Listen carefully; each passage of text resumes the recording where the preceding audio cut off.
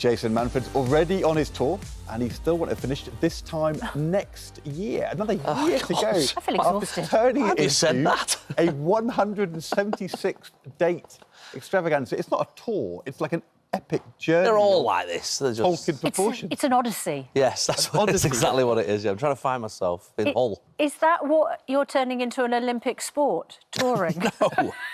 Because you would get a gold medal. Yeah. Oh, thank you. No, not at all. No, I think I'm past the Olympic. Although saying that, you never know, do you? Because that fella who won at the Crown Bowls, you know, he only started it in his 60s. So you're not 60 yet. No, not you.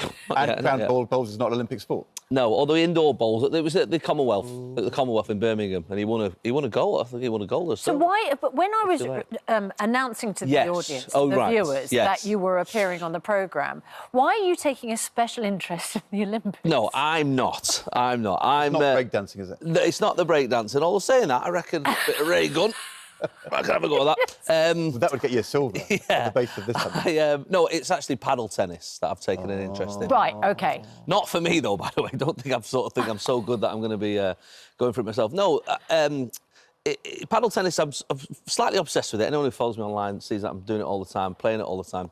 And I've just noticed, because I love tennis, you know, I've played tennis ever since I was a kid, paddle's, you know, in danger of becoming a bit of an elitist sport as well. And I was trying to work out a way of getting kids to play it, kids who might not get to play the game. Okay. And then I read that they were thinking of trying to get it into the Olympics for 2032. So we're doing a few challenges and working on it over this next few months, where we're trying to get tennis kids with a back wall. Yeah, it's tennis and squash together, essentially. But it's going to be... It looks like it might be the Olympics in 2032. Wow. Is that what they're saying? Yeah, and so the idea that somebody could represent Team GB, because there'd just been a World Youth Championships. No, we didn't enter any kids because we didn't have any kids good enough. Oh. So the idea that somebody could go to the Olympics in 2032 in Brisbane, they've not even picked up a racket yet. You know, it's quite exciting. That is exciting. That's exciting. So, yeah, so we're doing I've got some schools, organised some schools to come down to Pure Paddle in Manchester, which is like an indoor court, and just get some kids playing paddle tennis and see if we can find... Let's get the Olympic gold medalist, That'd be great, wouldn't it? 2032. Excited. Yeah, who was trained by you. Well, I mean, amazing. I'd say trained. Yeah. Encouraged. Paddle. Encouraged. I have played it, yeah. Really cool. Yeah, I have to say I didn't catch the bug. So sorry, I'm afraid I can't help. I can't help. Stop going on about it. What I do... Do you know what? I do find people who play paddle do go on about it. Oh, it's boring. But I'm afraid... Paddle bores. That was my fault, because I asked. You did, to be fair. Can I ask you about a different subject? If you were given a gift you didn't like, are you one of those who tells the person who gave it to you, I don't like it? No! No! Don't you think that's oh just my a God, madness? thank you. Thank you. Thank you. In the cupboard, repackage. Make sure you don't give that back to Becky next year. Do you put a note on it to remind you who Yeah, you gave can't give it back to the person who gave it you. Yeah, exactly. We have got a cupboard full of re-gifts and stuff, yeah. Have you? Yeah. You see, because Ed says in his family, you just say straight to the face, that's not what I wanted. Right. I mean, that does not surprise me, to be fair, you know. What? Honest, straight, authentic, say it as it is? That's the good politician's version of what I was going to say. No, I think you've got to just play the game. But that's what's funny about Christmas, isn't it? I was talking about this yesterday on something. I bought Yvette loads of presents. She goes, what? Yeah. Really? No, because what's funny is, like, I was talking about this yesterday, because, you know, other people's traditions at Christmas are always weird, aren't they? Because, you know, when you get together with somebody and you go, oh, I'll have Christmas at your house, so then you get there and they're like, oh, are we opening presents? No, we go for a walk before we open presents. You're like, what are you talking about?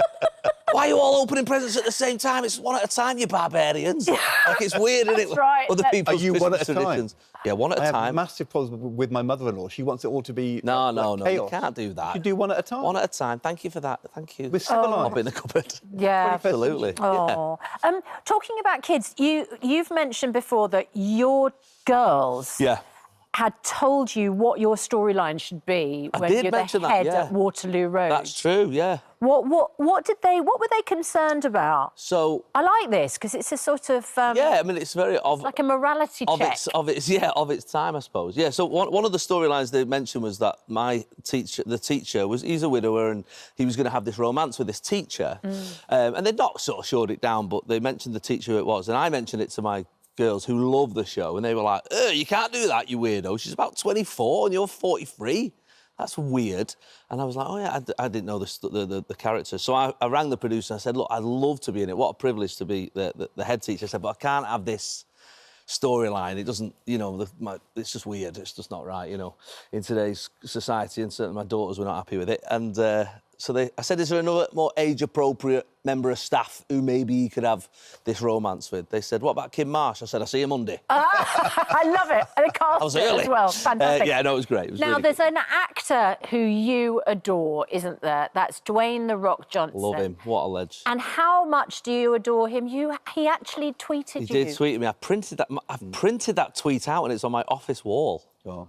And what did he say? He said, I was in a musical at the time, in a show called Curtains, just pre-lockdown, and in the West End, and he said something. I was going to see Jumanji or something one evening. And, oh, there you go, look at that. And he said, yeah, there you go, that's exactly Playing what the lead in musical Curtains with 11 shows a week is hell of a load, man. Enjoy Jumanji, a well-earned great time, brother. Brother! Did you see the brother bit? We have got an even bigger surprise for you than that tweet. No way. What? Have a look at this. Have a look at this. Oh, I'm excited. Jason, thank you so much for the vote. Thank you also so much for me being your celebrity crush. I appreciate that. And one day we should share tequila. Why did you tell him that bit?